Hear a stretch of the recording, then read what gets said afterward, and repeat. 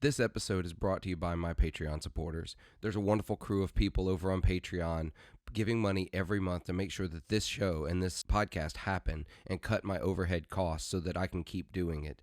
I can't express my thanks enough for their support and their belief in what we're doing over here. And if you'd like to join them and help support this podcast, you can do so by going over to patreon.com/40watt podcast. For as little as $3 a month, you can support this show. And actually, now that we are starting to get sponsors for the episode, my $3 supporters will get the episodes ad-free. If you want to support at a $5 level, you'll get ad-free episodes and you will get additional content every week. I thank all of you that have given money to help keep this going, and I thank all of you that are going to become supporters and help make sure this show keeps happening. Thank you so much. Hello, 40 Watters. Longtime listeners of the show will know that I'm a big believer in education, especially music education, and I'm excited to announce that this episode is brought to you by TrueFire. I've partnered with TrueFire to bring you an opportunity to get into their lessons at an affordable rate in a way that's going to help you, help the podcast, and get you playing more guitar. I'm excited to say that you can use the code 40WATT, 40WATT, at checkout to get 40% off your first or next purchase through TrueFire. That includes their all-access pass to have access to all of their lessons and videos and jams. I highly recommend it. I use it myself. I'm a huge fan. I truly believe in TrueFire's motto of live, practice, and play. Please use the link below to get started, and happy learning. All right, ladies and gentlemen, welcome back. 40 Watt Podcast. Really excited to have y'all back. Y'all have already listened to the pre-roll. I don't need to sell you on other things, but I'm going to anyway. Little housekeeping. Want to thank you for all the support. Patreon listeners, I'll list you all at the end of the episode. I can't tell you enough how much your support for the show means to me and makes it possible for me to continue doing this. If you want to look into a way to support the show, please go over to patreon.com/40watt podcast. I think I've got tiers at like $3, $5, $10, up to $50. At $50 a month, we'll do lessons. I'll teach you things that I know how to do. I'm not going to teach you how to do things I don't know how to do because that's absurd. But, you know, if you want to learn guitar, keys, music theory, if you just want someone to talk to about life, we'll do that. It'll be fine. So thank you for all your support. Make sure you click the affiliate links down below and go to 40wattpodcast.com. or to the link tree that I'm not going to spell out. It's down in the links below. All right. In the meantime, I'm super excited. I've got Jesse from Believable Audio. So, Jesse, first of all, I got the email and said Believable Audio. I knew y'all as 29 Pedals. So let's talk about the differentiation between Believable Audio and 29 Pedals. I guess most people would know me as 29 Pedals. That's like my pedal company, and it just sits under my larger Believable Audio organization. I spent a lot of years as like a bench tech and building studios for people and modding gear and touring and doing front of house and all kind of other things. And you always need to have some name to write on your invoice. And so Believable Audio has been the name of my audio company for a long time. And when I started making pedals, I just kind of nested it under there. I'm very like, I'm a futurist. I'm always thinking of the things I'm going to do in the future. And I'm like, I'll want to have it nested in that way so that people kind of get used to seeing that. We're working on a couple of like pro audio products as well that may or may not come out next year, the year after, which would be Believable Audio products and not necessarily called 29 Pedals. Sure. So it's just kind of they're right now you can think of them as the same thing. They may become slightly differentiated in the future. Yeah, that makes total sense. I have obviously 40 Watt Podcast here, but it's actually nestled under a larger entity of 40 Watt Productions. Mm-hmm. And that's where I put things like my gig income when I get paid for playing live, or if I go run audio for someone, or anything else I do, it gets put under the bigger umbrella of 40 Watt Productions. Totally it's basically that. And it's like when, you know, if you send me some old piece of gear to fix, you know, the invoice comes from Believable Audio. Perfect. That makes perfect sense. All right. I've got that in my head now. So let's do the backup thing, because I have a feeling this story is going to get interesting, because we had a little bit of talking just before we hit record. where you talked a little bit about what you did before 29 Pedals. You just Hmm. referenced some of the work you did already. So let's back up. How'd you get into music? Hmm. Uh, I'm assuming you're a guitarist. You may not be, because the gear you I put out isn't necessarily guitar specific. Yeah, I play a lot of instruments. I'm probably honestly the worst at guitar. Like if you asked me to take a guitar solo, that would probably be the thing I would do the worst. Uh I don't know, it's hard to say how I really got started in it other than like I was just a kid who was into music like at a young age, and my uncle gave me a drum set and I started playing drums and I taught myself how to do that. I've always been a little bit like like antisocial has the wrong connotation, but I'm a bit of a loner and I just prefer to teach myself things from reference material.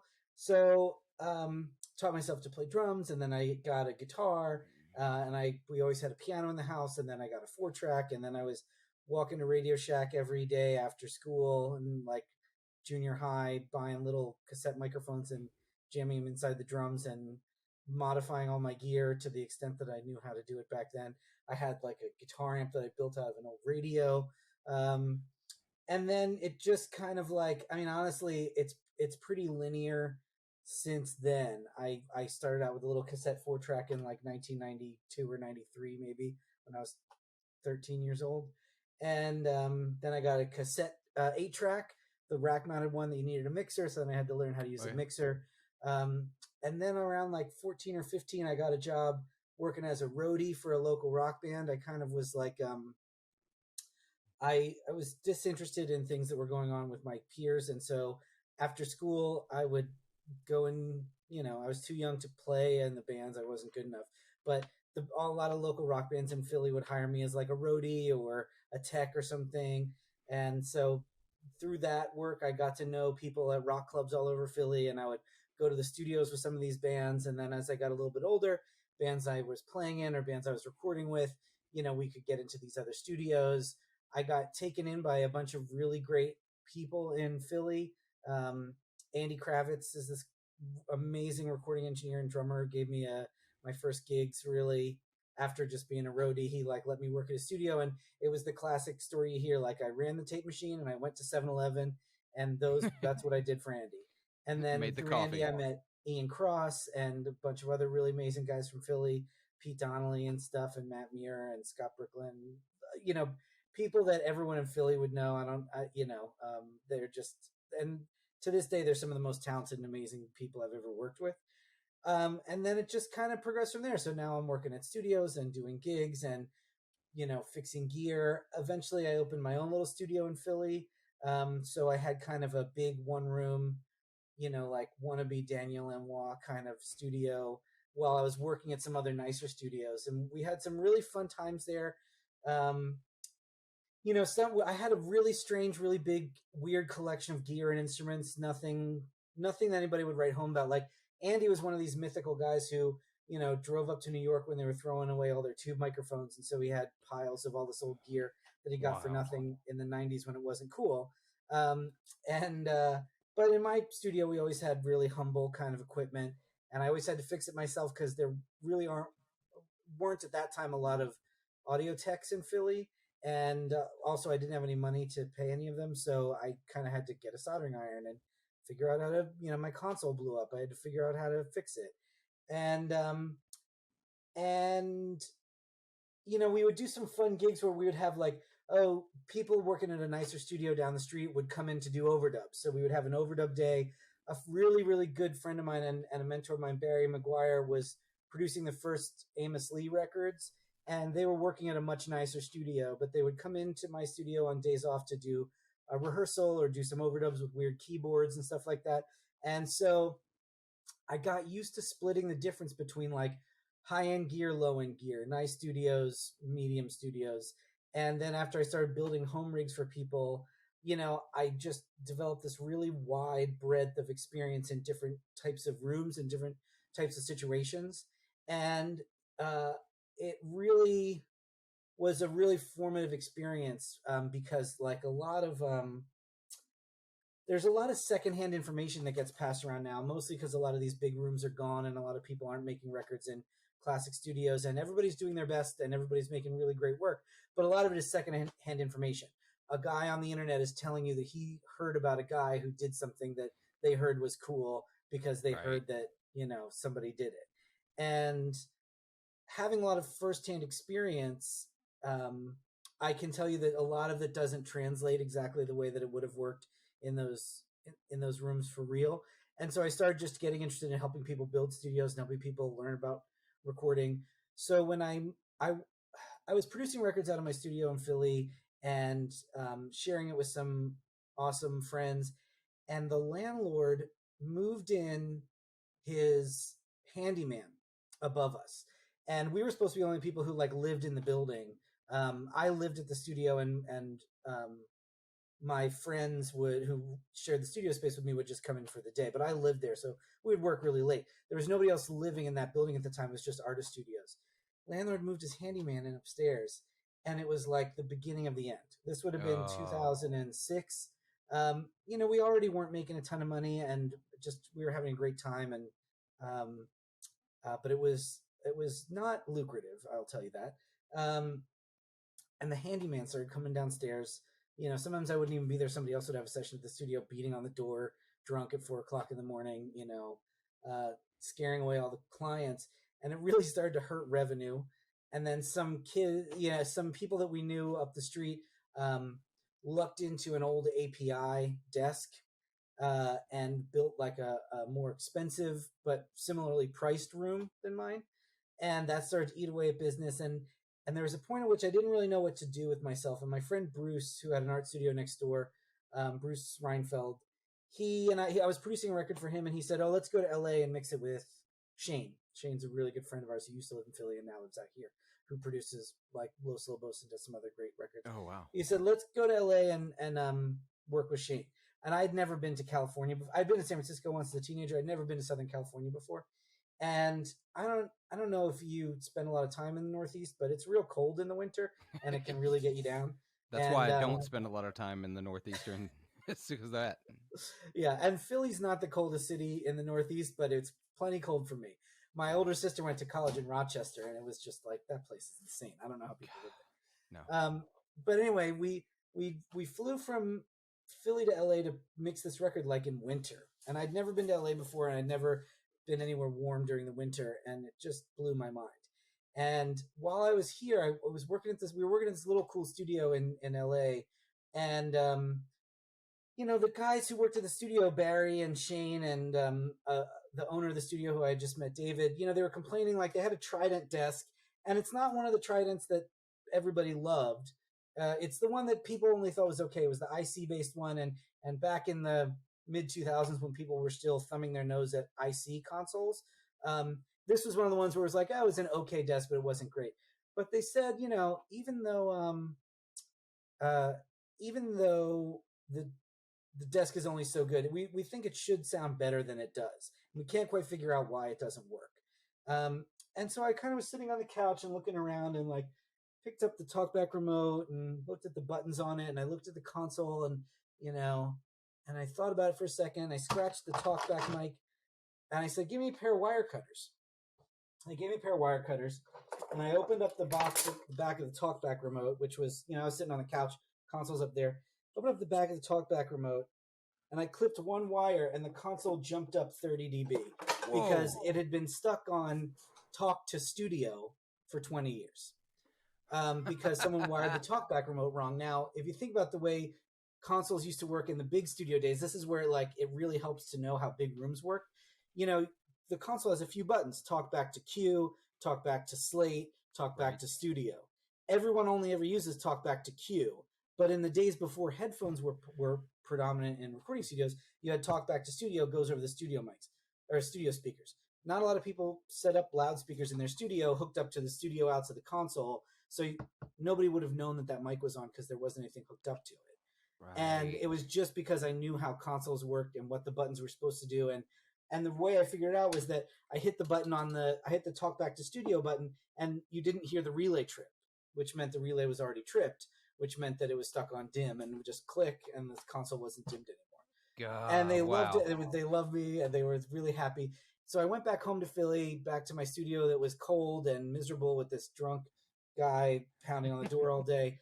And then they hired me to come back to do another record. My friend Barry he moved back and forth from LA to Philly a lot, and he had a record out there. He said, "Come do this record." So I went on and did this record, and it was great. And then I went back home, and the same thing. The guy banging on the door, cold, miserable, and and then basically I had a little pile of money because of the gigs I was doing in LA because they paid pretty well, and I was behind my rent to the landlord.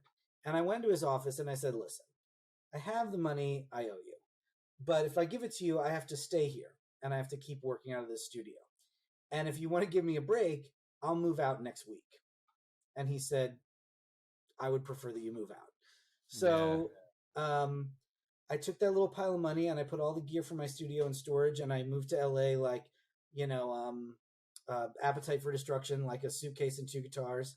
And I stayed at Shane's house, I stayed at Barry's house, and then I fell into just the same kind of work I'd been doing before, just working in studios and doing gigs and stuff. And, the pay was a little better out in LA, but it still wasn't like amazing. And I started doing live gigs again. I got a really amazing gig at a venue out here called Largo. I was the chief engineer there for like 3.5 years, maybe 2008 or 9 till 2011 or 12. I would have been me there if you went and saw any shows. And we did a lot of really good work there. And then I started touring again and went out with Michelle and DeGacello and went out with Devendra Banhart and did some shows with Kiss and still working in studios.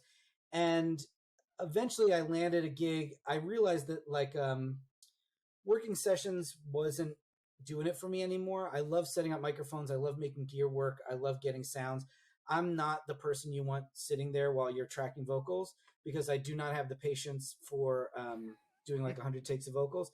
Yeah. And also I think like editing in the way that has become really common, I think is really destructive to the art form. And but rather than be an old curmudgeon just yelling at people to do it my way, I was like, well, let me just move out of the way, and everybody else is happy to work this way. It's really just me who's angry about it. So I said, let me move out of everybody's way, and I'll just go to being a tech because that's really like closer to where my heart is. I landed a job at the Village, which is a big commercial studio in LA where they did a lot of great records, and I worked there. And I restored Neves. I restored Robbie Robertson's Neve that was sold on Reverb last year. Oh, wow. I'm an amazing desk. You get to hang out at Robbie's studio, and he's got this Strat on the wall and stuff like that. It's pretty amazing. And he's also a really sweet guy, and like him and his assistant were really nice to me, and they were just like going through old. They were doing a project that became the box set that got released. So I was they were going through documents and stuff. Anyway, then one of the techs I had worked with at the Village, she used to be the chief tech, named Erica Earl, and who's become a really good friend of mine. She had been hired to work for Stephen Slate, kind of helping to make his hardware team work better. They were coming out with hardware. They had already had all the successful software. They were coming out with hardware products, microphone, mic pre, and some other stuff that we were working on. And Stephen wanted to change up the team, found Erica, and then Erica called me up and said, "Do you want to come work at Slate with me?" And I'd never worked for a brand before. I'd never worked in an office before. Right. I'd never worked in manufacturing before. But I've spent my entire life around audio equipment and fixing audio equipment and seeing how people break it and how people use it and what type of user needs what type of thing. And I was like, I don't know if I have any experience for this. And she was like, "You're the right person. Trust me." So I said, all right, great. And went and started working for Stephen. And it was working for Stephen and learning a lot about manufacturing and seeing like the stuff we were able to do locally here in LA, the stuff that got sent overseas. They sent me to China a few times to look at manufacturing places over there where certain stuff was being made. We made some stuff here in LA. And so I oversaw a lot of that alongside Erica. And seeing how manufacturing worked and how I'd always free-handed little circuits and built little things for people and modded stuff. But it really started to come into focus when I was working for Stephen um, how you go about taking an idea that you have and turning it into like a thing a person can buy at their local guitar shop. You Right. know, like right now you can go into guitar shops on like 6 continents and buy pedals that I make. And like you know, when you're it's a little easier now in the infrastructure of like people having web stores and stuff like that, but even then, just like 6 or 7 years ago when I was doing that, it was like a little weird to be like, okay, I know how to make one of something in a one-off box, but how do I Right. go from that to having like custom metalwork that I designed and building 1,000 of these things? Like we just we're ramping up to put out a, a special color of EUNAs because we just shipped the 2000th EUNA. So in about 2 years, maybe we've shipped 2,000 of them, which That's is wild. pretty good for a small pedal company. And I think WAMPs are somewhere more like 1,000, 1,500. So they're, so how do you go from making one of something to making thousands of something? And I am very strict about electronic testing and stuff like that. A lot more audio companies than you'd think, they have a QC person, they make sure it works and they play with it. They'll plug into it and go, oh, great, does what it says on the box. Whereas I automate all that stuff. So the time to play and to figure out if something is cool is when you're designing something. And after you've designed it, to me, you need to define all the parameters as empirically as possible. What is the THD supposed to be? What is the noise level supposed to be? And then I tighten it up as much as I possibly can. I even like over tighten it a little bit so that I see all the things that are on the cusp, anything that is close to what somebody else might, like I think every unit is within a half dB of every other one from 10 hertz to 20 to 50K, I think is where I measured out to. Wow. Yeah. And Well, so, yeah, like a well lot of, outside of human hearing. yeah. But and it's like there's stuff up there that matters, like it's bouncing around in the world, whether you hear it or not. And sometimes I think of those tones out of reach as like bias tone, like as our hearing changes over the years, you know how like when you used to be able to hear 20K, now maybe maybe you can't hear 20K anymore, but if it's really loud, you can you perceive something. Yeah. And so I do really think it's important to pay attention to all the stuff that's supposedly outside of the range of human hearing. And also the other reason to do it is not only because you can perceive it in some way, but that this is a thing Paul Wolf taught me, is like, think about it like a wedge. When you're looking at a frequency response graph, it's tempting to say, oh, it's only down half dB at 20K, so that's fine. But what that means is that, it's these things usually slope like that. So that means the energy curve, that means everything above that is probably gone, Yeah. and Disappearing. and so 21, 22K, nobody can hear that, but I measure it out to 50K just in case. It also will tell you stuff if like the power supply is radiating insanity into your house. I don't want to be dumping like RF into your house as well. Yeah, that would be handy. Yeah, when I was in audio engineering school, they did that thing where they pull up the the sine wave at 20K and at 20 hertz to see if you can Yeah. actually hear them. I could not hear 20K. They lost me about 18K, and that's when I was Yeah. young. I don't think I can get past 16K anymore. But the 20, I couldn't hear it, but I could feel it. I Yeah. knew it was there, even though audibly there's like I couldn't hum a pitch to you. I couldn't bring it up a couple octaves and tell you what it was, but I could feel that something was going on. And Yeah. yeah, I could totally see where those ranges outside of below 20 and above 20K, if they're not there, it feels wrong. Yeah. What's the oh I'm gonna the term for the thing that separates, when you look at something that's not real and you just know it's not real even if you can't see it. So they use it a lot for AI and the idea Oh, of like the Android. uncanny valley. That's it, uncanny valley. Yeah. Thank you. The term was escaping me. It's that uncanny valley of audio. If it's missing, and I think that's a lot what we hear sometimes, and I'm not poo-pooing on modelers, listeners, but I think that's part of still what we hear in modelers, that Hmm. or don't hear that we're used to hearing in, guitar amplifiers and big PA systems, and we're I mean, I missing think some of that.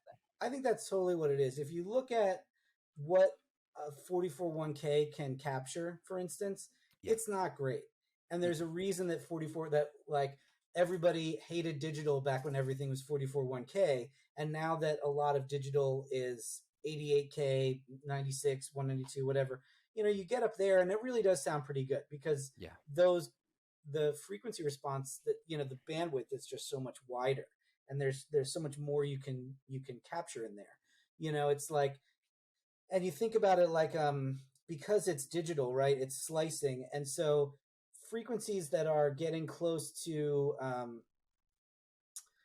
the sample rate, you get weird interference patterns and it doesn't sound good anymore. And I think a lot of times the issues with digital audio is exclusively the things people think don't matter. They'll say, "Oh, above 20K doesn't matter. It doesn't matter what the analog path is doing." Like you have a digital modeler. There's still analog in, analog out. Right. There's still like a voltage that ends up swinging a sine wave once it gets decoded, or on the way in when it gets encoded. And so it's similar to what happened with tubes versus transistors at the beginning of that kind of change. The early transistor stuff did sound pretty bad. And it's because everybody was so excited to run it off low voltage and to run it off, Right. low current and make it really tiny. And, that's not always what sounds good. I mean, half of what sounds good about a tube amp is just that it's, swinging 300 volts in a lot of cases, and or at least 150 volts, and that just sounds good. It's pulling a lot of current out of the wall, and current sounds good and voltage sounds good.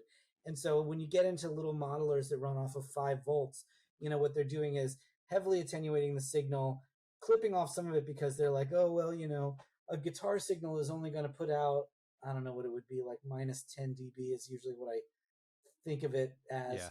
Yeah. um, but I forget the actual voltage measurement. Um, but they'll be like, oh, but not remembering that a person probably has 5 or 6 guitar pedals in between their guitar and the modeler. And so they want to turn up that fuzz pedal. They want to turn up that, boost pedal. And so now all of a sudden you're clipping the front end of the modeler, which isn't designed to sound good when it's clipped. No, Um, it just doesn't. like, yeah, I've been working on an overdrive pedal that's coming out in a few months for like a year, because they're so hard. Because making something sound good when it clips is hard. I mean, that's why tube amps sound good, and they sound good when they clip because they clip really gracefully. And that's why I still do everything like true bypass switching, and I run everything off of insane internal power rails for guitar equipment. It's Uh-huh. plus minus 15, which is common in line level audio stuff, but not common in guitar level audio stuff, because it provides so much more headroom than you need. And there'll be people who say, yo, you don't need all that headroom, just run it off 9 volts, nobody cares. But then the same person is like, why does your circuit sound better than other people's circuits? And Yeah. it's like, well, a lot of times, the answers aren't as cut and dry as you want them to be. There's transients happening in your guitar signal that, like impedance is really nonlinear, so it tends to go up as frequency goes up. That's why Right. you're constantly losing high end when you run cable. Like the reason you lose high end when you run cable, not as much low end, is because impedance is frequency dependent, and those higher end waves are just a lot more susceptible to being loaded down. So, um, that means that if you're going into something of a low input impedance, the first thing that you lose is all the little magic bits up top that you can't hear, that just kind of create that jing, that like sort of like feeling of like I'm plugged into an amp standing in front of it. And now if you can capture them and convert them into low impedance, then it's a lot easier for the next pedal to not clip it. So, I'm working for artists for so long. I look at my position as an audio engineer as being like, it is my job to stand against the shitstorm of things that are trying to get in your way as an artist. One thing that we used to do at my old studio, I worked with a lot of other guys that were multi-instrumentalists. Everybody there, me, Matt, Pete, Scott, tons of the musicians that came in, we were all multi-instrumentalists. Everybody was a pretty good engineer. Everybody was a pretty good producer. And different gigs would come through and we'd all kind of agree to wear different hats for each other. So, if I was engineering one day, so Pete could produce, Pete might engineer the next day so that I could produce. And the idea being that, the reason these roles have names is because they each have goals that are sometimes competing with each other. So when you're a producer, engineer, multi-instrumentalist, and you're trying to do 8 of the 10 things that happen on a record, you're fighting your own battle at every front. And it's nice to have someone who is like, listen, I'm going to build this rig, or I'm going to engineer this record, or I'm going to build this pedal that is so overbuilt that you just don't have to worry about it. Whatever you're dealing with, whatever idea you want to push through it, it'll do it. That's why all the old console companies were constantly on the verge of going out of business, because they wanted to make things that were really useful for musicians, really overbuilt. You don't need to build something like a 1073. But when you build something like that, it's easier for an artist to use. It sounds better under their fingers, and it helps build confidence, so that, there's less they're worrying about. Low-end mic pre's have gotten a lot better. They don't sound as bad as they used to, but I'll be honest with you, the way, once you know a little bit about the way they're designed, you start turning up the gain on your IC-based mic pre that's in your audio interface, and, there's one electrolytic cap in there that determines how much low end gets rolled off as you turn it up. Now, it should be 0, right? You should lose 0 low end as you turn that gain knob up, because you want to bring the whole thing up like this. But actually, you're bringing it up like this, whether you know it or not. And it's just something you have to worry about. They could make that cap bigger and it would cost 10 cents per channel per unit, but it would take up more space. You might need to have a stronger power supply that can deliver the inrush current, blah, blah, blah, blah, blah. There's reasons that people have for not building stuff that way, but to me, all of them are bullshit. Like perhaps when I get a little older, if the, coming recession crunches everybody, within an inch of their life, perhaps you'll find me making stuff like that. And, you can have me back on the show and call me out when I do it. But for the time being, it's like, I overbuild everything. It's like the cost of building the stuff I build is comical compared to, when you start working in a business that sells physical products, there's a few different popular formulas for how you arrive at your market price, right? Right. And if you do any of those popular formulas, my shit should be 2-3 times as much as it is. But I just don't think people would pay it. I don't know if I would pay it, even if it was that good. And so you ask yourself, okay, well then I'll just take less and build it that way anyway, because I don't make $0. I just don't make a lot of dollars. Right. But the number's not 0, you know what I mean? And so therefore I can, have my little beer fridge and I can play my little guitars and I can make cool pedals for you. And, when I know that like you could take something I built and throw it off a truck and, it would still work really well. I know that you could plug in, the loudest active guitar, like, a lot of people who play heavier sounds really like active pickups, right? Right. Well, those pickups put out a lot more voltage than your conventional pickup. They do. So, but guitar pedals aren't built for that. And everybody who says like, oh, 9 volts is fine, I don't know if they've met some of these active pickup heavy players, but there's a lot of voltage coming out of that. I've got one guitar with active pickups because I felt like I needed a shredder. I needed to have that trick in the bag. I'm a terrible shredder. I'm terrible at it. But I'm trying to get better. But I picked that guitar up. I can't run it into my rig the way it normally sits. It has to be completely different the way that I run that guitar, because it changes everything, because the output is so much higher. I had the same revelation. I used to be one of those guys. Just plug in, play, it's fine. Whatever daisy chain or whatever. I'm not here to talk power supplies. That's a whole other ball game. It's another day. But voltage doesn't matter. It says it can take 18, 9's fine, that kind of thing. And then a couple of years ago, I bought a 2-rock. I got a crazy deal on a 2-rock, traditional clean, 100-watt, super, overbuilt. And so I plugged my rig into that 2-rock, and I realized my gain pedals don't overdrive this thing the way they used to. Yeah. I can hear my guitar through everything now. Yeah. It changed the way I look at headroom and the way I look at the entire gain structure of my rig and Yeah. what's going into it. And that's when I started to go, okay, I need to rethink how I'm doing some things. Yeah. That's one of the main reasons why I, it's hard to talk other people into it sometimes, but I always maintain a true bypass path to the amp, right? Go. You should be able to just experience what it's like to have the guitar plugged right into the amp, even if it is through a bunch of switches and jacks and things that are going to cause loss and a bunch of cables that are going to cause loss.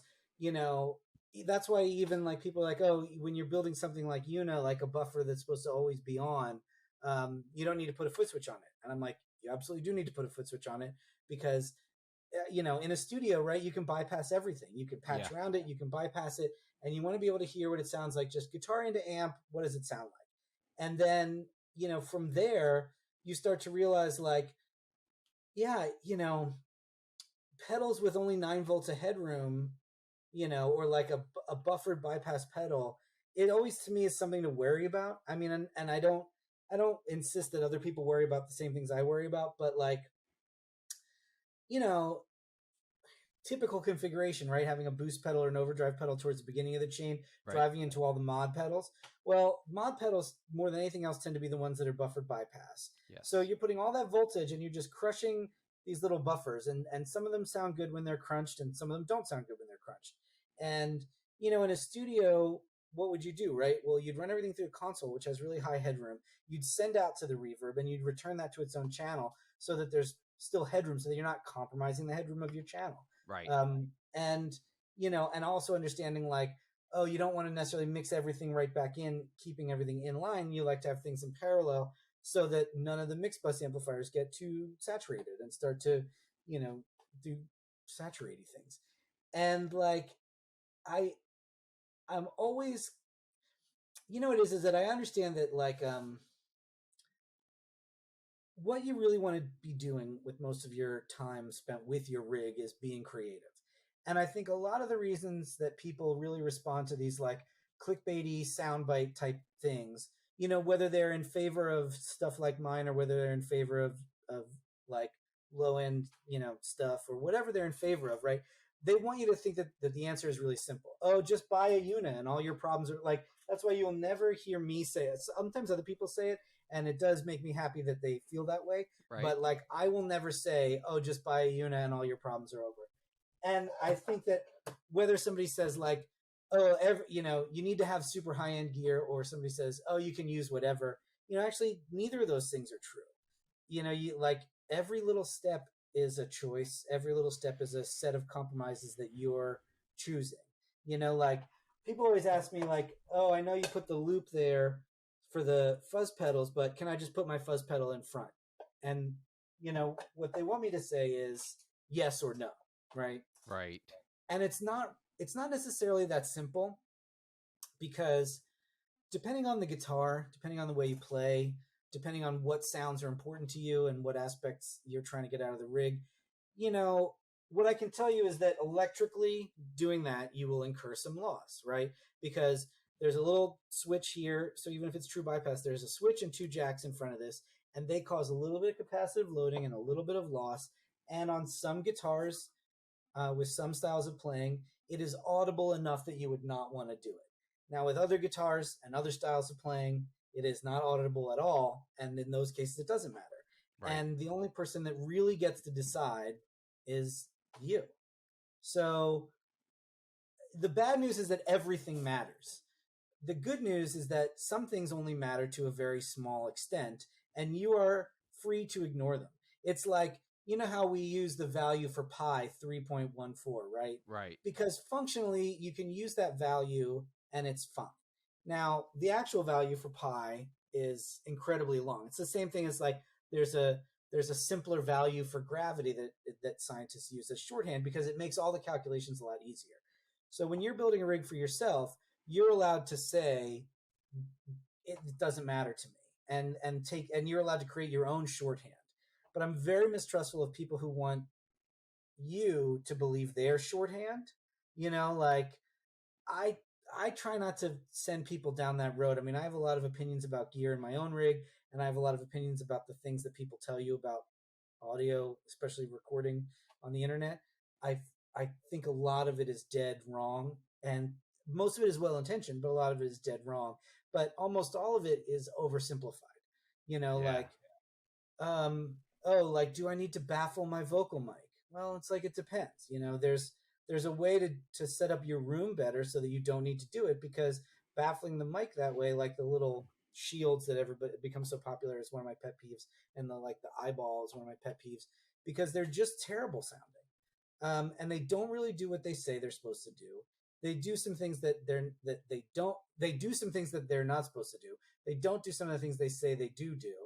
And in general, it's just a bad solution. Now, is it so bad that I need to go on the internet and be like, oh, expose, you're all doing it wrong? It's like, no, there's some situations where those things are all the best you can do. Like, I'll tell you something really funny, just because I have a mic sitting here, right? It's like, when people are setting up their room, they always want to have their vocal mic, and they always want to like look at the wall, right? So their back is to the center of the room. And one of the fastest things you can do to make the vocal sound better, or sound like you're in a booth, is hang a packing blanket just on the corner, in the corner of the wall. So if you have like a 4-foot wide packing blanket, so it's in the corner, 2 feet on each side, and have your back against the wall with the back of the mic out into the room, right? Because that way the reflections, because when you do it this way, you've baffled everything here, but the open area of the room is behind you, and that's where all the reflections are coming from. So you cancel all the reflections that go into the less sensitive part of the mic, but you've allowed all the reflections to come in to the more sensitive part of the mic. So if you just flip that script, you may find that you don't need any aftermarket products to fix your vocal sound. You just need to stand with your back against the wall and have the mic this way. And, it's so much easier than having like a giant styrofoam glove. You know what I mean? It's like, they also remind me of like the baseball fingers. It's like having the baseball finger on your mic, because it's like, well, all it's doing is putting all the high end information that isn't coming directly into the capsule. It's putting it out of phase, which means you also can't mic your voice properly, because doing this, right, being right on capsule, is good for broadcast, and it's good for noisy environments, and that's it. That's it. Anything like anything where you're trying to sing, like, I'm going to make a t-shirt that says, the sound doesn't come out the hole, because there's no instrument, including the human voice, where the majority of the sound comes out of the hole, right? The resonant chambers in all these things is what makes the noise. And that's why, like, as soon as I see someone putting the mic in the hole, you're like, the little hole in the kick drum, and now it's really popular for everybody to put the mic right at the hole. Yeah.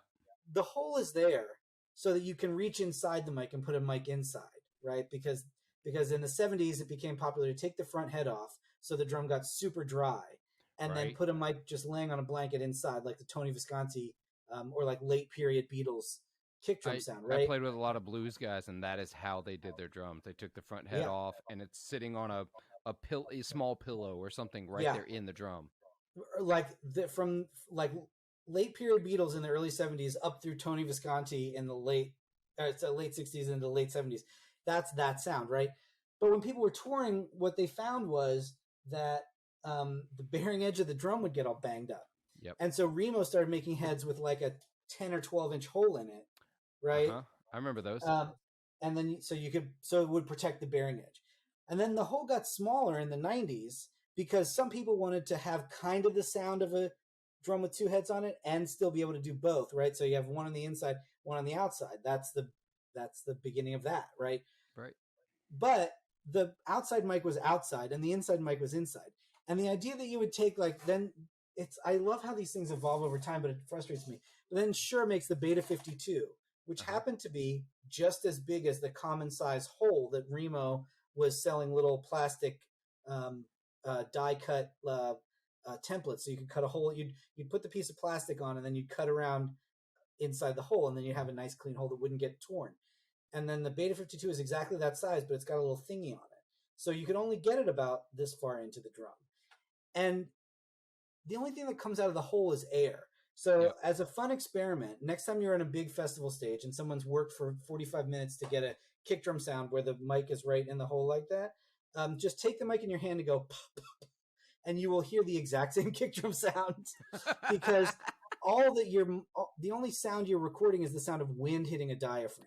Yeah. And so you could literally like just pop it like a, and it would sound exactly the same. I see the same thing in people miking acoustic guitars, and they want to mic the whole of the acoustic guitar, and like that's not it. Because the way I explain it is like, think about pianos, and with a piano, where do you mic? You don't mic the holes on the frame, and a lot of people want to mic the strings, and I'm like, don't mic the strings. There's a soundboard inside that piano that is resonating, and that is where the sound of that piano is. You need to mic that. I love watching people who mic upright pianos at the top. And don't get me wrong, you can get a sound from that. That's fine. But if you want to hear what that upright really sounds like, pull it away from the wall and mic the back where the soundboard is. Yeah. That's the real resonant point of the upright piano. That's where it will sound like the piano. And like the only thing I will say, sometimes I like to come in from the front because sometimes part of the sound that people want or that sounds cool on record is the sound of the hammers. And so coming in from the top a little bit, you can get the sound of the hammers, which can be cool. But I totally agree. Like the sound of the piano is the sound of the soundboard resonating. The sound of the acoustic guitar is the sound of the top resonating. Yep. Like people want to make it so much harder than it is. And for some reason, everybody thinks the sound comes out the hole, and the sound doesn't come out the hole, even on the human voice. Like, have you ever noticed that now that everybody wants to sing right on access, super close to a really sensitive condenser mic, all of a sudden, like, de-essers have gotten super popular. Noise gates have gotten super popular. People spend hours editing out lip noise. Like, I don't know if anybody knows, but they didn't have to do that on Sinatra records. And the reason they didn't have to do that on Sinatra records is because the mic is this far away and it's up here. And, I've noticed everyone, especially YouTubers, they all have these de-essers. And I'm like, I went through 4 years of audio engineering school and no one ever fecking mentioned a de-esser. Yeah. Not once. Norbert Putnam started the program I went through. He used to play bass for Elvis. He was part of the Muscle Shoals scene. And this is the guy, like, he never once taught us about using that. Anything like that. One of the guys who ran our program used to run front of house for Aretha Franklin, and then ran studios, the electrical engineer, which was a very common thing then. And it's like the way you got into things was working on the gears, how you got in the studio, which is wild to me. But they never mentioned those things. Now everyone's got these de-essers and like all these other. Well, it was, what it was? It was like a studio might have one in the back. Yeah. And if you had a really bad day, and you're like, ugh, I'm going to have to de-ess this. Like you knew you'd done something wrong. And, it's always great that the tools are available, but like, the API 525 had a de-ess mode and you could get like a DBX de-esser, but it wasn't like, it was a problem. You know what I mean? It's like, we tracked the whole band live, and so the singer had to get right on the mic, and so we're going to have to de-ess it a bit, but it won't be too bad. That was kind of the way it would go, as opposed to like, oh, my go-to vocal chain. Like, if anyone's go-to vocal chain includes a de-esser, then they don't know how to record good sounding vocals. Yeah, and I don't want to pretend like I'm good at this. I'm putting my hand up. I'm the guy who mic'd, I should say, the bass drum in the hole for a long, long time until I realized, hey, these drums that don't have... Actually, it was when I was running sound. I used to be the audio engineer for Ground Zero Blues Club, which is Morgan Freeman's Blues Club in Clarksdale. And two of the best bass drum sounds I've ever had coming in that club, neither one of them had a hole in their kick drum, for one thing. Yeah. One was a drummer who came in with this old 50s Ludwig 26-inch kick drum that had the faux skin head, and he had just and keep going. Oh yeah, he had a visual aid. Oh, gotcha. And he had a piece of felt that ran the back of that head. Yeah, exactly. It sounded amazing. Yeah. That's exactly it. And that trick of running the piece of felt behind the head, and that was all the muffling. And then the other was the drummer for Mose Allison. Yeah. So Mose Allison's sister-in-law was my high school principal. Oh, So cool. yeah, it's a Mississippi thing. But so he came in, and his drummer came in with this, little 18-inch cocktail style kit. Mm-hmm. Not the upright kind, obviously, but cocktail saws kit, bebop kit, and no hole, it didn't have the skin, had a regular, good old fashioned Remo head, and it just sounded phenomenal. Just putting the mic right in front of it, no Yeah. hole necessary, and I It's still funny, find myself fighting that instinct to mic the hole. It's like, yeah. It's funny, the two kick drum, like I have that big 26, it's like a 30s Ludwig and Ludwig, and I have an 18, and that was my drum for many years. oh, see, And those are it. like the 18 sounds great. The one I have is a Yamaha Maple Custom Absolute, and they come with little risers pre-installed, so Yep. it sits about the correct height, which can be a little more convenient. And they're great sounding little drums. I mean, this is one of the reasons I don't like.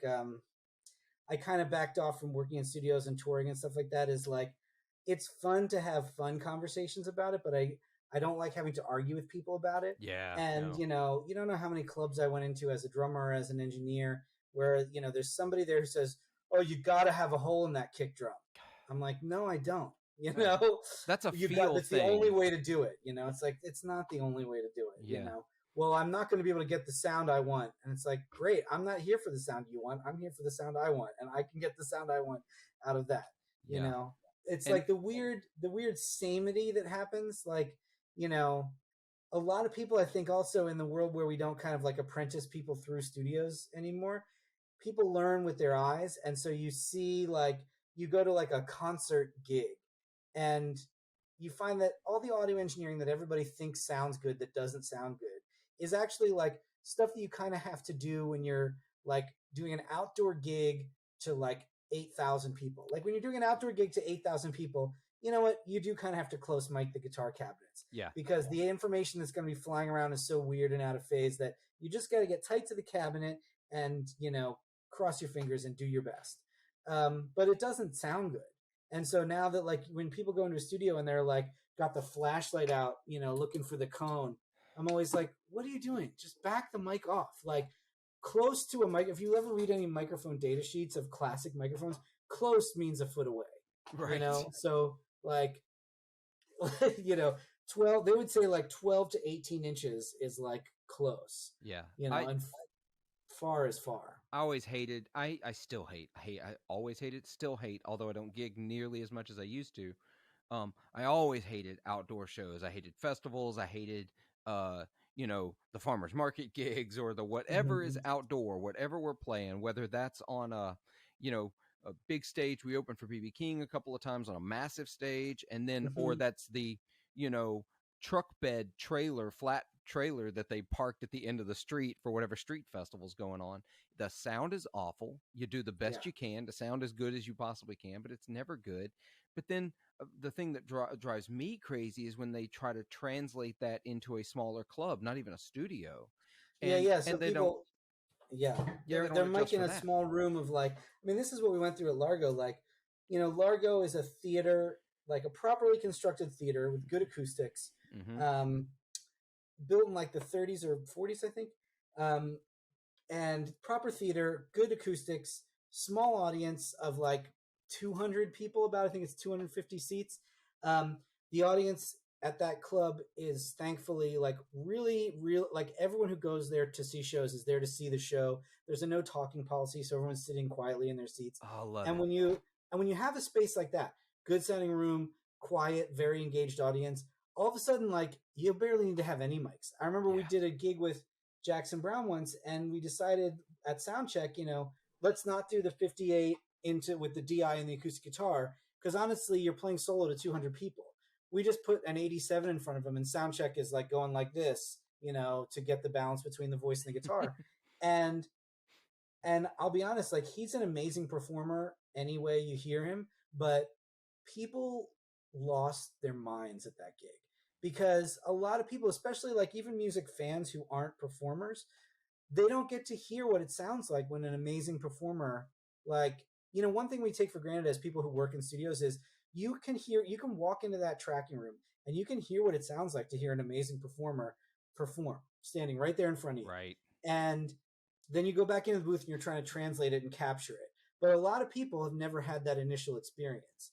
So like they're seeing, especially 30 and 40 years after these things have filtered down into small clubs, you go to your coffee house gig and the person is eating the 58 and they got the DI and the acoustic guitar, Jenga, Jenga, Jenga, like the most horrible sound possible.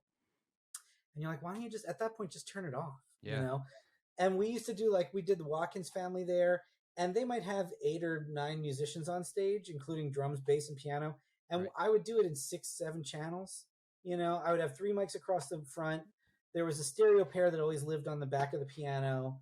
I would have 1 mic on the drums, 1 mic on the upright bass, and, an incidental mic in case, like, Greg Lease or John Paul Jones showed up, which they would do sometimes at those shows. And so you'd always have, but we would have, like, 6, 7 channels, and they'd be 10, 12 people on stage, all singing and playing.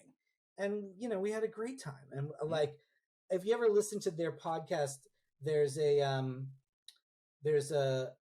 version they released with Booker T stopped by one night, and they did a version of Knocking on Heaven's Door. And I think they did some other stuff too. And I think Sean released one of them. What was the other one they did? There's another one they did that was really good. But suffice to say, it's Booker T playing piano and singing. Ben Montench playing organ. Sebastian Steinberg playing bass. Don Heffington playing drums. Rest in peace. Yeah. I'm pretty sure Greg Lease was there because he was there a lot those days anyway. Sean and Sarah. Probably a couple other cool special guests as well. And you listen to that recording and it's like, it's 5 channels, maybe tops. That's awesome. But you have amazing players in an amazing room that sounds good, and you can do it. But the other thing I tell people is that you should do it even before you're that amazing. Don't mic yourself the shitty way and then expect to get great and suddenly be able to work a mic when you become an amazing performer. Start working the mic now and let it influence your technique and influence how you develop as an artist, because then you're more likely to be more unique and more yourself. And then, you can kind of wield the gear to your intent, like bend the gear to your will, as opposed to like going into some club and having some sound person say like, well, you have to eat the mic. It's like, no, I don't, sir. I don't even have to be here. You know what I mean? Well, I've told this story on the podcast, but it's like I lived in Hattiesburg, Mississippi before I moved to where I am now, and I saw Gillian Welch and Dave Rollins play at the Sanger Theater there in Hattiesburg, and it's a small theater. I don't know what the seating capacity is. I'd guess somewhere in the 1,200 range, right? It's not it's not a massive theater, but it's a good size for that town. And they played, and I do not know if this is their usual MO or if this is just something they decided to do, but they played them, acoustic instruments, no on-stage monitoring, just them playing into microphones at one point. And she handled it with so much grace. And listeners, I'm sorry if you've heard this story before, but she handled it with so much grace. There's a guy taking photos of the event, obviously, local press, or actually I think he's a guy who takes pictures at the Sanger for different events they have. And they got through one song, and she walked up to the front of stage, and I was close enough to the stage I could hear the conversation, and she said, "Hey, so after this next song, do you think we could stop taking photos? Because I can hear the shutter and it's throwing me off." Yeah. And she was very graceful. She was very polite about it, but he was like, okay, absolutely. He took a couple more photos during the second song, and that was it, Yeah. But it was that experience. And to this day, it was one of the most moving performances I've ever experienced in my entire life. Just this acoustic, 2 people in this quiet, intimate environment with 1,199 other people, or however many people were there, I mean, Gil and Dave, they did a monthly show at Largo for the 3 years that I worked there, or maybe 2 of the 3 years they were doing a monthly show there. And I did a couple of festival dates with them, filling in for their regular front of house guy that was doing something else or sick or something. And so I mix them a lot, and like if there's anyone currently out in the world that is like criminally underappreciated, it is the two of them. I mean, I know 100%. people love them and I know they're very popular, but I don't think people get how good they are, and also just how like what I think is amazing about the two of them is they they have a really really deep connection to sound and to their instruments and to the equipment they're using, and they're very very sensitive to changes in it, and they're very willing to spend time finding the best stuff and and and and making things sound the best. But when they perform as performers, and they're able to let a lot of it go. And Yeah. you know, like one of the times I mixed them was at a big festival in Tahoe, Lake Tahoe. They had like a one-off gig in Lake Tahoe a few days after they were playing Largo, and their regular front of house person was busy, and so they asked Flanny if they could borrow me and take me up there. And I went, and it was great. And I hadn't at that time had a ton of experience mixing big festivals. It was a big festival, and the low end wasn't right, and it was like a digital console that I wasn't used to, and the front of house guy had like plugins hidden in a menu that I didn't Oh know to gosh. look for at the time, you know. And it didn't sound great, but they performed really well, and they kind of just pushed through it, and it didn't affect their performance at all. And you know, then very courteously, both of them like talked to me about it and helped me like understand like, oh, in this kind of environment, you know, you can high pass things a little more because people aren't expecting the rich low end of a theater at a festival gig. So you just, you know, and really helpful and amazing people. um you know, and I remember, so when they tour, most of the time on their tours, although they do some gigs with like either a 44 between the two of them or condensers or whatever, most of the time they each have a 57 on their guitar and they each have a 58 on their voice, and it sounds amazing. And I was talking to Dave about it one day, and I was like, you know, I'm so against 58s and 57s. I just always think they don't sound good. Like, but they sound so good on your, you know, on your stuff. And he's like, oh, we bought like 100 of each one day. You know, we got a big pile of like old and new ones, you know, and we got 158s and 157s, and we went through them all, and we found the one that sounded the best on my voice, and we wrote Dave's vocal on that one, and the one that sounded the best on Gil's voice, and Gil's guitar and Dave's guitar. And he's like, you know, sometimes it's just a matter of playing the you know, you got to learn to play the consistency game. It's like people always say with Squires, you know, like if your plan is to buy a Squire, you should try to play 10 of them, Yeah. because one of them will be really really good, and one of them will almost always be better than the others. You know, when you get into a custom shop Fender, you know, they've kind of isolated all that out. You know, it's hard to buy a bad Neumann. It's hard to buy a bad custom Right. shop Fender. It's actually easy to buy a bad Squire, but that doesn't mean that there aren't good Squires out there. It just means that you should take part of the savings, right? If the custom shop guitar costs $6,000 and the Squire costs 300, you should you should put $200 in your pocket and spend that going around and listening to all the Squires you can before you actually buy one, because one of them will be better, and then you'll get Absolutely. the one that's a good one, and then you'll be happy. I Because mean, they're playing the quantity game, and yeah. so they're churning out instruments, instrument, and sure enough, you know, they're gonna fall on a bell curve. Whereas something like a custom shop Fender, a custom shop Gibson, or even boutique brands like I rave about Novo guitars because they have Hmm. their what they call the no duds policy. Yeah. they they take that bell curve and they're still making them, y'all. That's the thing that I tell people. They still, Novo 100% has guitars that come through, they're like, that's not good, and that Yeah. doesn't go out. And so for those custom shops, one, they've built their ability up and they're getting the best people in there, so the ends of the bell curve aren't there as much. But then they've shifted where that middle is, and that's what they're putting out, and they Yeah. trim out the edges, Yeah. so that you're getting that consistency. But whereas with, you know, something like a Squire or an Epiphone or a, you know, I'm going to be really honest, y'all, you're going to be mad at me. Even just your standard American line Fenders and Gibsons, Hmm.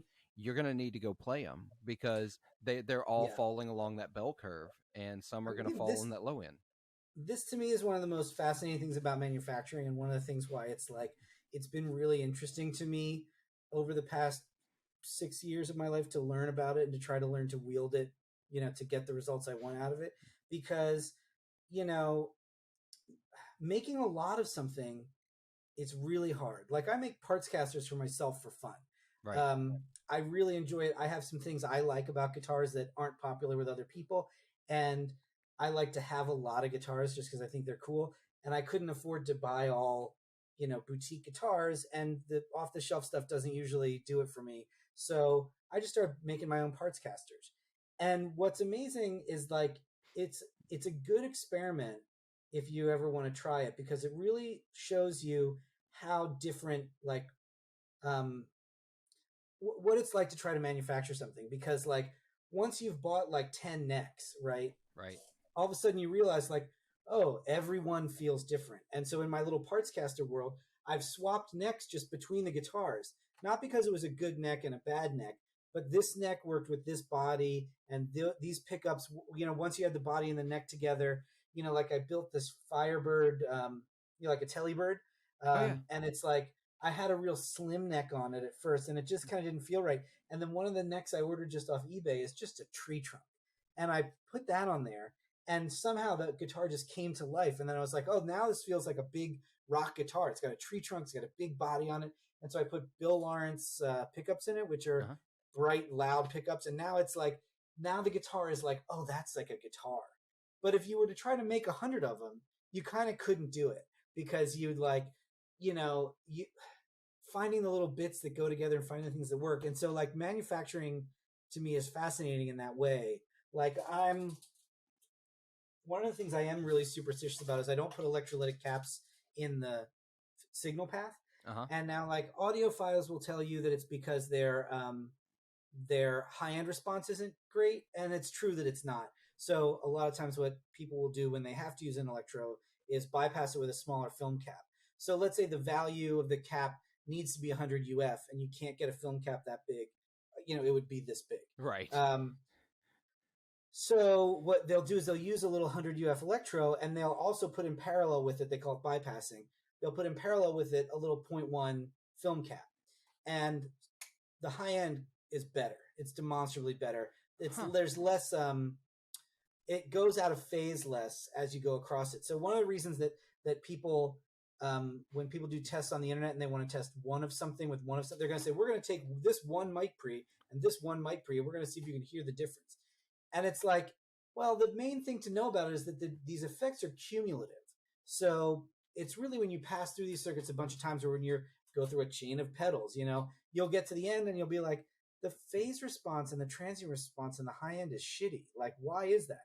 It's like, oh, because they're filled with electrolytic caps, because it's easier and cheaper to put those in there. Right. So that's why, like, you can pop open almost any piece of gear you own, and if you find the electrodes that are in the signal path and you put a little cute 0.1 around them, just go to Mauser and get like a 0.1 UF WEMA, and they're pretty small these days, and just tack them around everything, especially like in a console or whatever.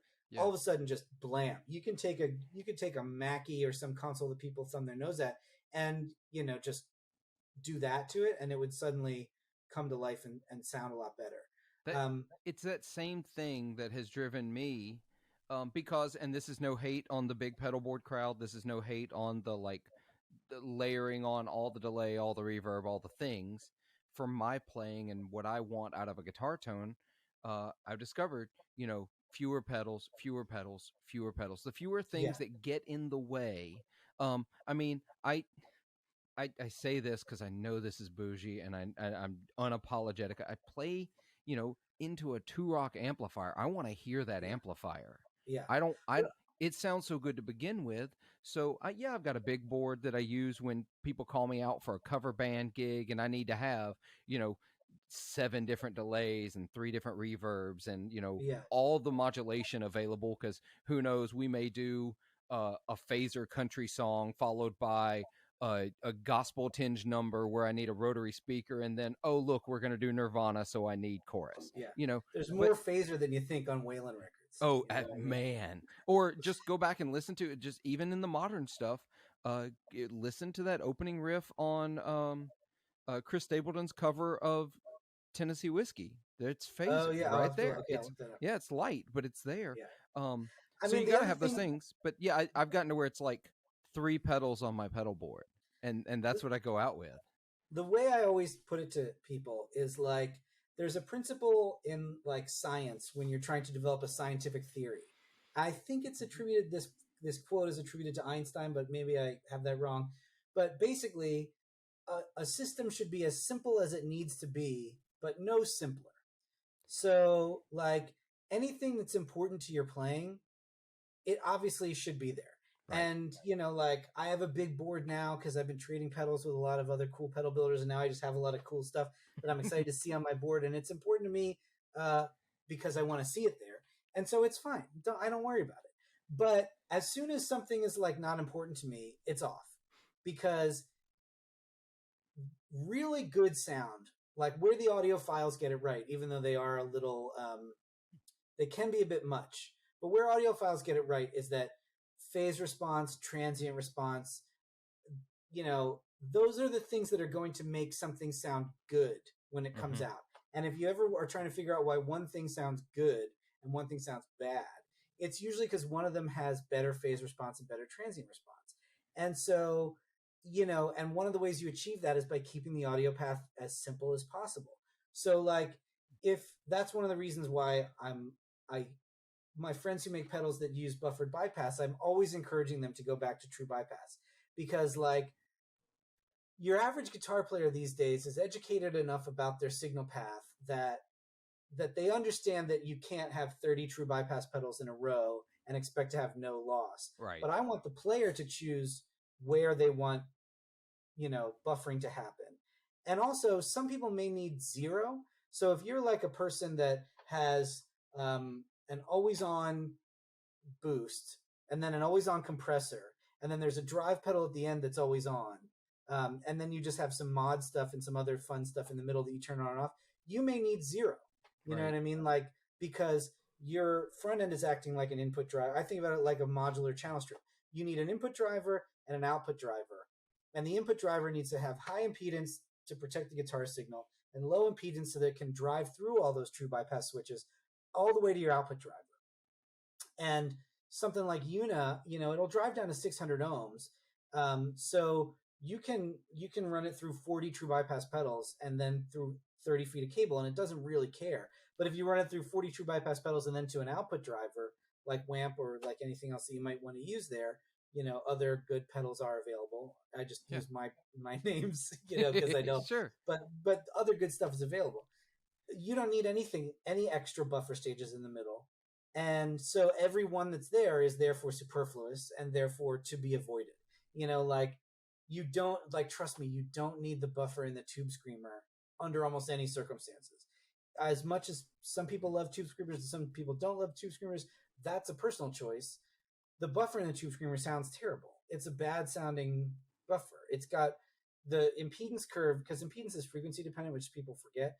The impedance curve is bad. The high end, it loses high end really easily. It loses low end really easily when you load it. It's just not a good sounding part of that design. So like people who build clones of tube screamers that are true bypass, like I applaud them every day, and I'm always like, I don't know. I feel like there's people who want you to think it doesn't matter, and it absolutely does matter. And if you manage your board correctly, you don't need a single extra buffer in there. You don't need one in the middle. You just need an input driver and an output driver, and then anything you want can go in the middle. And sort of to speak to your earlier point, the simpler you can keep the path, the better it'll sound. So that way, when you're not using that phaser, if that phaser is true bypass, and if you have a good input driver and a good output driver, and you can just get it cleanly out of the way, and there's just like a little gold-plated relay that it has to go through, well, it will sound better than if there was an extra buffered bypass there. Now, that better may be very, very small, and it may be very hard to measure if you just want to measure that one pedal. But if you got 10 pedals in a row, and you're trying to figure out why it doesn't sound good, it's like, well, that's why. I used to try to figure out the buffering game versus true bypass game even early in my playing. So I started playing in late 90s, actually 99. I started playing guitar and started to get into it, got a few pedals, read all the things on the forums at the time. You know what I mean? Oh, you need this, you need that. Then started trying to figure out the buffer game, especially once I got into true bypass pedals. But the first time it ever started to make sense to me, I had the VHT valvulator. Do you remember that unit? Mm-hmm. Yeah, Yeah. it was a 12AX7 valve buffer. There was also a Yeah. power supply for your pedals. I looked it up today before we talked because I was curious because I thought about it again for the first time in forever. Yeah. Um, and like the outputs on like 3 outputs are 9 volts, 80 milliamps for your Mm-hmm. pedals, and one is a 12 volt at something like 100 milliamps. And I was like, Yeah. wow, how different we are today. Like Totally. for what you need for a pedal board. But the buffer in that thing actually sounded really good. Oh yeah, yeah, because it's a tube, because it's a it's a tube run at high voltage. Like, Yeah, yeah, if you can, there's a few companies that still make those, like Steel Guitar Black Box and Effectrode, and it's such a cool thing to have. And in fact, one of the reasons I put the loop on EUNA was I wanted to myself be able to like get one of those one day and be able to switch back and forth between tube front end and solid state front end, because I think that's cool. Um, and tube front end for the pedal board and solid state front end for the yeah, pedal board. They have issues of like practicality sometimes, where yeah, like you might not want to take it on the road, and you might want to carry some spare tubes if you do take it on the road. But um but of course, like, easily they will sound really really good. yeah. And especially, usually the people who are going to go to the trouble of doing that are going to go to the trouble of doing it right, because it's with tube gear. I mean, one of the reasons tube gear is usually really good is because it is almost as expensive to make bad tube gear as it is to make good tube gear. And Right, so most of the people who are going to go to the trouble are going to do it right. Whereas solid state stuff, it's actually so much infinitely cheaper to make bad solid state gear that, it becomes a compelling argument for things to be good enough, which is what I always kind of rally against, is like, a lot of like a lot of the components in that stuff, they're using the cheapest components possible, and they're you know shipping the design overseas to be made as cheaply as possible with the plastic housing and whatever. And it's like, you can do that with solid state gear. And then sometimes I'm envious of like my friends who still do tube stuff, because like the money you'd save by making a shitty tube amp wouldn't be worth making a shitty tube amp. right. Whereas the money you save making a shitty guitar pedal is like, oh, you can buy a boat. Like, Oh, trust me, that like Behringer, there's when people love to make fun of boutique pedals by saying, oh, there's only $20 of components in a box or whatever. And I can assure you, at least with my stuff and the stuff that my friends make that I'm aware of, it's a lot more than that. yeah, But inside something like a Behringer pedal, it's like, you're lucky if it's $5 of components in there.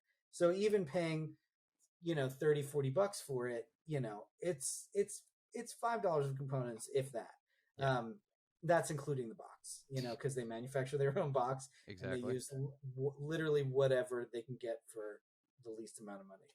So, I mean, yeah, the tube stuff like that is really really cool, and I do build some tube stuff for myself.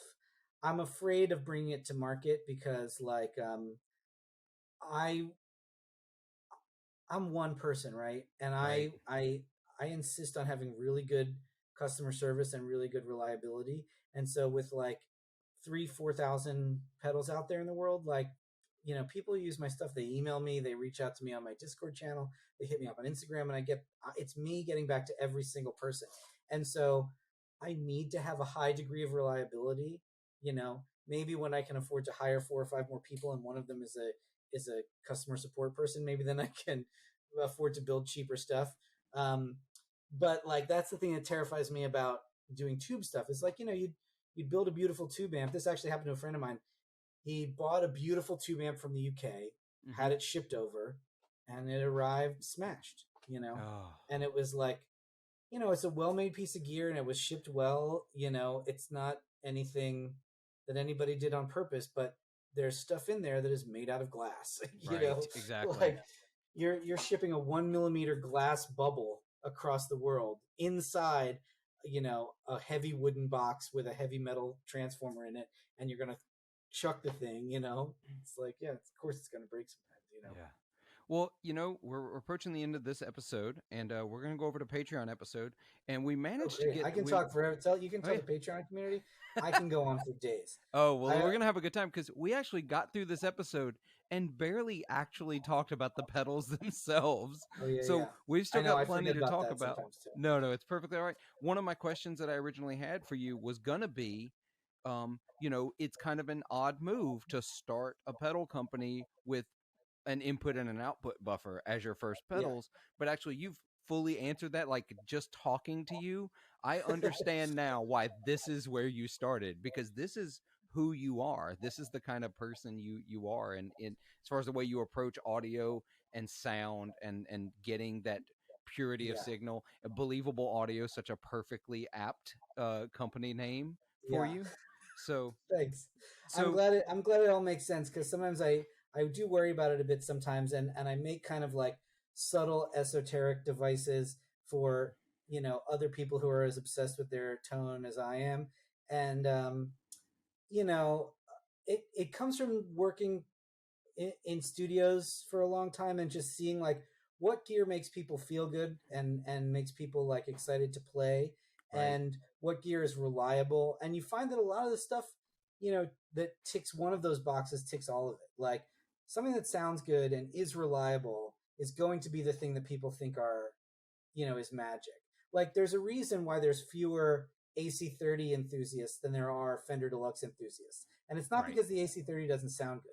It's because the AC30 is broken all the time. And exactly, and so like, you know, it's not reliable, and so it's something you worry about. Like in one of my videos I made for YouTube a while ago, I said like the most important thing to know about me as a designer is I have a lot of trust issues.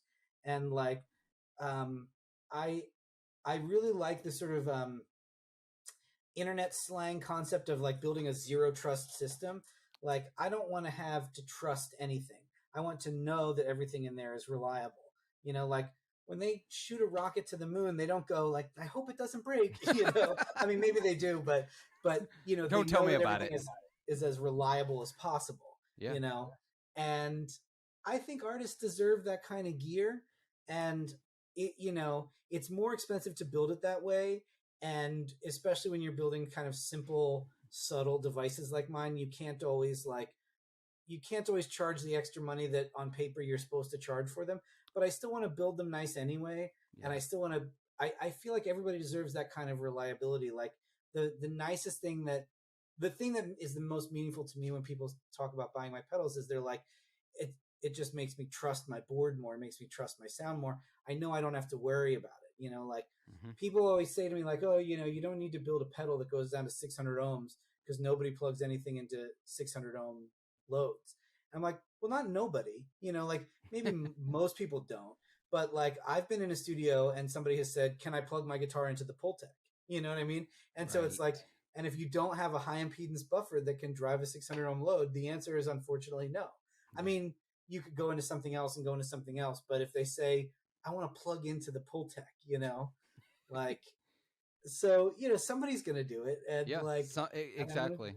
It's I want to make sure just it the works for me. reverse side of, there are warning labels on things. No matter how dumb it sounds, someone tried it. That's why there's a warning Yeah, label. Someone's yeah, gonna want to try this, so you may as well make it possible. And I think something you said a second ago is a great place to close, because it's going to bring us sort of back around, because I mentioned modelers earlier. oh Um, yeah, I I went down the Helix route. I played Helix. hmm And it was good. It sounded fine. No, I had no real complaints, except the one of those boxes you said it's got to tick. It's got to make you excited to play. And yeah, so when I play certain gear that I play, I don't have it because it's expensive, or I don't have it because it's super hyped up. Sometimes I just have something because that excites me to play. It makes me want to play. And if you want yeah, to play, you'll play better. So it's a yeah. great And way to you can look at have it. that experience with all kinds of different gear. Like to me, that's what like that's why I think people oversimplify things when they say you need to have nice stuff or you don't need to have nice stuff. It's like, well, you need to have the things that inspire you to play. Yep. And you know, and honestly, if like the Behringer clone of the 89, if that makes you inspired to play, then it's great and it's what you need. And like, You mean yeah, this yeah. one? I mean, I have one. I took mine apart, but I have one over there too. But like, you know what I mean? It's like if and so everybody gets to decide themselves like where they want to focus their cash and their signal chain. So maybe you want to have an amazing amp, and so like you're like, well, okay, I'm going to spend a ton of money on my amp and a ton of money on my guitar, and I might have some budget effects in the middle because I'm not made of money. And you're like, great. And then like a person like me is like, actually, all my guitars are pretty cheap because I built them all as parts casters, Right. and my amps I got all kind of cheap, but I hot rodded them, and I use really expensive effects pedals, you know, and it's like, and I like my main amp is a Trainer YGM3 from the early 70s. Oh no, And those are rad. I just modded the fucking shit out of it, and it's great. I love it. And you know, I had a casters, YBA2 for a while. yeah, they're great. They're sleepers and they're really easy to mod, which I Yeah. like, you know, because I always like to tinker with stuff. So sometimes I don't like to buy really nice shit because I'm going to take it apart and I'm going to mess with it. Like I have two guitars that I would consider nice guitars. I have a Rick 330 and I have a Guyatone LG60. And the Rick I didn't modify for a long time, and then finally I did.